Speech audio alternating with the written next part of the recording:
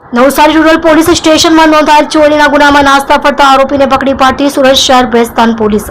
મહેરબાન police commissioner સાહેબ શ્રી સુરત શહેર તથા અધિક પોલીસ કમિશનર સાહેબ શ્રી સેક્ટર 2 સુરત શહેર તથા નાયબ પોલીસ કમિશનર સાહેબ શ્રી ઝોન 6 તથા મદદનીશ પોલીસ કમિશનર સાહેબ શ્રી આઈ ડિવિઝન સુરત શહેર નાઓની તેમજ police inspector Shri KP Gamit સાહેબ નાઓની સૂચના અને માર્ગદર્શન મુજબ સર્વેલન્સ સ્ટાફના police sub inspector SG Chauhan નાઓની સૂચના અને માર્ગદર્શન મુજબ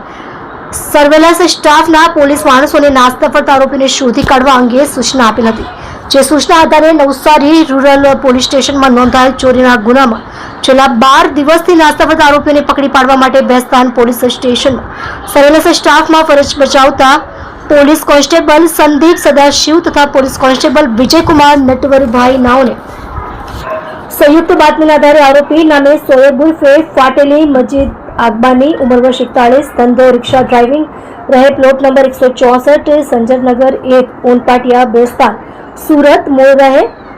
શતરા ગીગામ જિલ્લો નાગપુર મહારાષ્ટ્ર તથા સાહિલ ઉર્ફે રાજ સરફરાઝ પઠાણ ઉંમર વર્ષ 21 ધંધો રિક્ષા ડ્રાઇવિંગ રહે પ્લોટ નંબર 238 સંજરનગર 2 ઉનપાટિયા ભેસ્તાન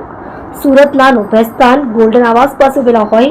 જે બાતમીના આધારે આરોપીઓને પકડી પાડી કાયદેસરની કાર્યવાહી કરી પ્રશંસનીય કામગીરી કરેલ છે।